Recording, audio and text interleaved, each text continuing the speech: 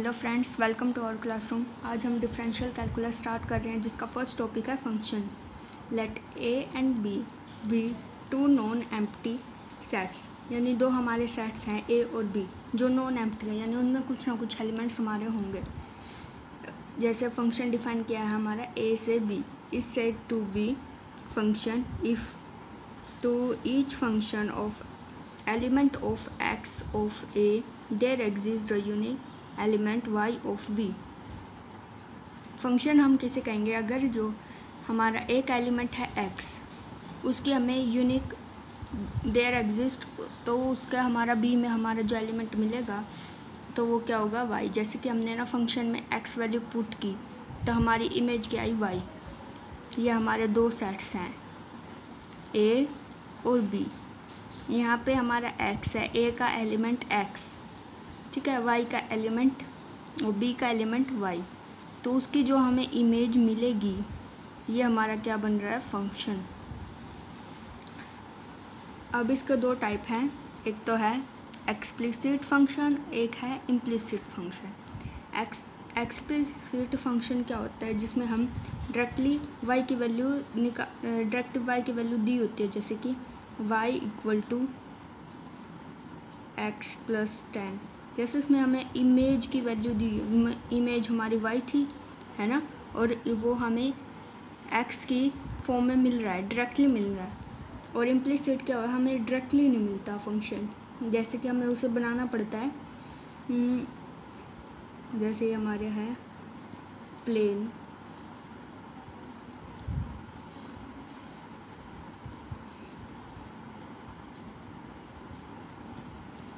ये हमारे इसमें हमें y की वैल्यू डायरेक्टली नहीं पता, ये हमारा x के साथ जुड़ा हुआ है, तो इसे हम क्या कहेंगे इम्प्लिसिट फंक्शन। अब हमारे फंक्शन बहुत सारे टाइप के होते हैं, जैसे कि अलजेब्रिक, ट्रिग्नोमेट्री। अलजेब्रिक जिसमें सिर्फ नंबर्स हों, ट्रिग्नोमेट्री जैसे साइन, कोस, टेंजेंट, कोसिकेंट। इनवर्स ट्रिग्नोमेट्री में sine inverse, cos inverse, cosecant inverse. Exponential e की पावर x, e की पावर 2x, 5 की पावर x, ऐसे। और लोगरिथम में log x, log y, ऐसे। अब हमारे हैं even function. Next even function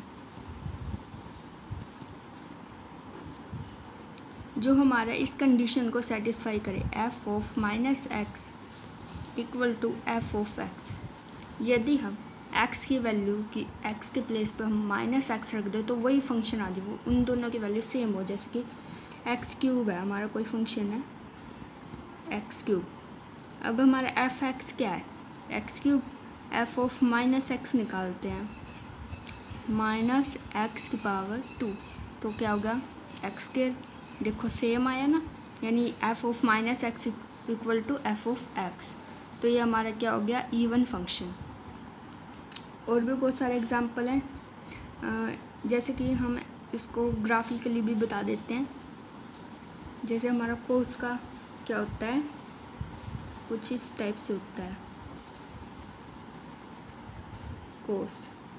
देखो यहाँ पे कोस की जो यहाँ वैल्यू है वही यहाँ वैल्यू है, चाहे वो सेम है ना, देखो पॉजिटिव पॉजिटिव है ना, सेम है यहाँ पे भी सेम, यहाँ पे भी सेम। ये हमारा क्या है इवन फंक्शन है, ठीक है। अब हमारा क्या था ओड फंक्शन, ये क्या था कोस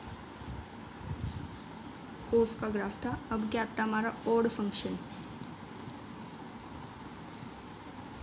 ओड फंक्शन जो इस इक्वेशन को सेटिस्फाई करे, यानी उसमें माइनस बाहर आ जाए, है ना, तो ये माइनस को कन्वर्ज कर देता है, मतलब हम अपने अंदर मिला लेते हैं, ये नहीं मिलाता, ये बाहर निकाल देता है माइनस को। जैसे कि यहाँ पे एक्स स्क्वायर लिया था हमने, यहाँ पे एक्स क्यूब ले लेते हैं, या सिंपल एक्स भी ले सकते हैं। तो एफ ऑफ माइनस एक्स निकाल लेंगे हम, माइनस एक्स की पावर क्यूब।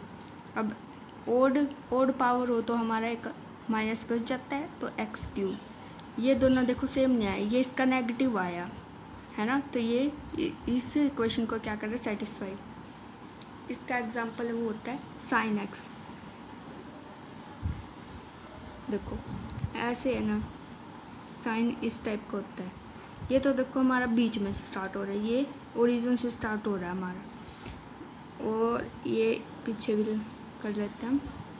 देखो यहाँ पे जो वैल्यू है ना वो यहाँ पे इसकी नेगेटिव है ना, यहाँ पे भी ये दोनों क्या है आपस में नेगेटिव वैल्यू, ये भी नेगेटिव वैल्यू है ना। यहाँ पे तो देखो हमारी सेम थी, ये तो हमारा हो गया कोस, यानी सेम वैल्यू दे रहा था, ये क्या हो रहा है नेगेटिव वैल्यू दे रहा है, तो ये क्या हो गया हमारा sine function.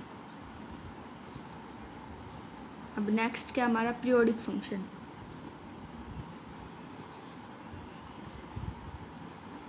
Periodic function, periodic function वो होता है जैसे कि कुछ टाइम के बाद वो हमारा सेम फंक्शन देने लग जाए, कुछ इंटरवल के बाद। जैसे कि हम ग्राफ से समझ लेते हैं साइन और कोस। देखो साइन क्या होता है, ये ओरिजिन से स्टार्ट, यहाँ पे क्या होता है 0, यहाँ पे क्या होता है π/2, यहाँ पे क्या होता है पाई, यहाँ पे 3π/2, यहाँ पे क्या होता है 2π, है ना। फिर सेम देखो इसके बाद ये सेम ही ग्राफ आई जा रहा है यहाँ पे, है ना 2π के बाद, यानी 2π और 0 पे वैल्यू उसकी सेम आ रही है, π/2 पे और इसके यहाँ पे सेम वैल्यू आ रही है, तो यानी कुछ टाइम के बाद वो हमारा सेम फंक्शन बढ़ रहा है, यानी कुछ पीरियड के बाद वो हमारा कंटिन्यूसली ऐसे ही चलता रहेगा, है ना। तो ये हमारा क्या हो गया पीरियोडिक फंक्शन हो गया। कोस भी ऐसी है, कोस हमारा इधर से स्टार्ट होता है π/2 से,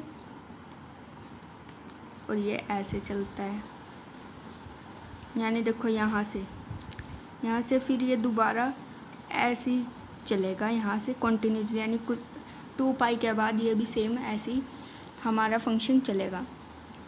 तो इसका पीरियड क्या हो गया 2π, और इसका भी क्या हो गया 2π, ये हो गया हमारा पीरियोडिक फंक्शन। नेक्स्ट हमारा टॉपिक क्या है, लिमिट।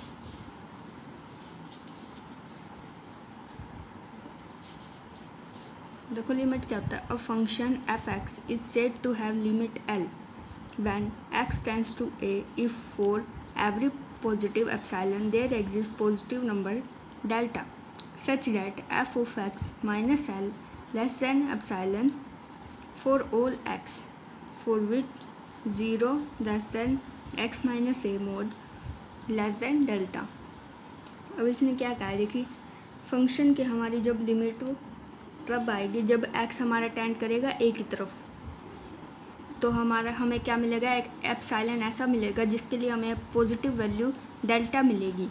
जैसे कि देखो f(x minus L) ये हमारी लिमिट तब मिलेगी जब हमारा एप्सिलॉन हमें कोई पॉजिटिव मिलेगा, जब ये हमें delta there exist delta, epsilon से हमें एक डेल्टा मिलेगा। तो हम कुछ इस टाइप से इसको कह सकते हैं कि फंक्शन हमारा x टेंड्स टू a जाएगा तब हमें लिमिट मिलेगी। अब इसकी कुछ प्रॉपर्टीज़ हैं लिमिट्स की, जैसे कि फर्स्ट है limit x tends to a k, यानी k हमारा कांस्टेंट है तो उसकी लिमिट हम x की जगह पे a रखते हैं, यहाँ पे तो कोई x है ही नहीं तो यहाँ पे कांस्टेंट है तो कांस्टेंट का कांस्टेंट ही आ गया। सेकंड है हमारा limit x tends to a k into f(x). अब k हमारा कांस्टेंट है, इस पे तो हमारी कोई लिमिट लगेगी नहीं, x पे x जा रहा हमारा a की तरफ तो इस पे लिमिट लगेगी, तो हम k को बाहर लिख सकते हैं, हम इसको ऐसे भी लिख सकते हैं। नेक्स्ट हमारी linear property, limit x tends to a f of x plus g of x। Linear property यानी इसको हम अगर प्लस में हो तो हम दोनों की लिमिट अलग अलग ले सकते हैं। Limit x tends to a f x plus limit x tends to a g x. ऐसे ही माइनस में यहाँ पे माइनस आ जाएगा। नेक्स्ट हमारी मल्टीप्लिकेशन,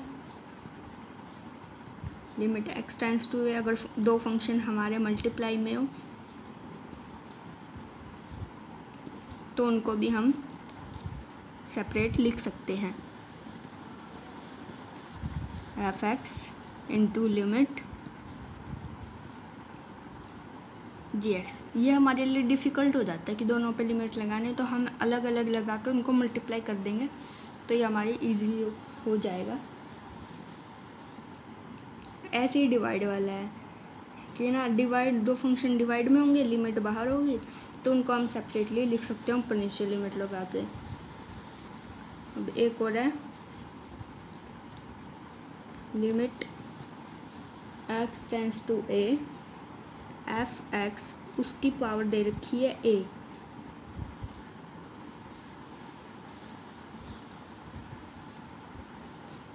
कुछ भी मान लो ए, हमने नहीं ए तो यहाँ पे जा रहा है तो कुछ और ही मान लेते हैं, एन मान लेते हैं हम। तो हम इसको ऐसे लिख सकते हैं limit x tends to a f x उसकी पावर एन। यानी पहले हम लिमिट निकाल लेंगे फंक्शन की, फिर उसकी पावर कर देंगे एन।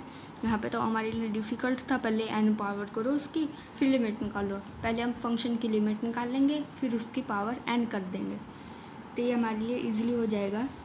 इसके 3 मेथड होते हैं लिमिट के मेथड्स लिमिट निकालने के।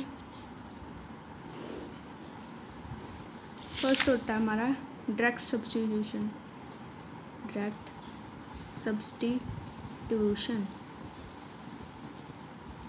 सेकंड है फैक्टराइजेशन,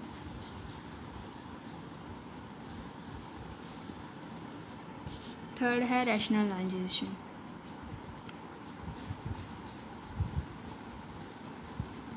इसमें हम डायरेक्ट सब्स्टिट्यूशन में जैसे कि हमने एक्स टेंड्स टू हम ए करते हैं, सीधा एक्स को ए रख के हमारा आंसर आ जाएगा। फैक्टराइजेशन में हमारे ये सब पॉलिनोमियल होंगे, हम उसके फैक्टर बना लेंगे ऐसे ऐसे, तो हम फिर लिमिट लगा लेंगे फिर सोल्व कर लेंगे, ऐसे हो सकता है। रैशनलाइजेशन अगर हमारे रूट वगैरह में हो तो उसको हम रैशनलाइज करके फिर इजीली सॉल्व कर सकते हैं, तो वैसे कर लेंगे। तो हमारे कुछ टाइप हुए, बाकी हम नेक्स्ट वीडियो में करेंगे। Thank you for watching.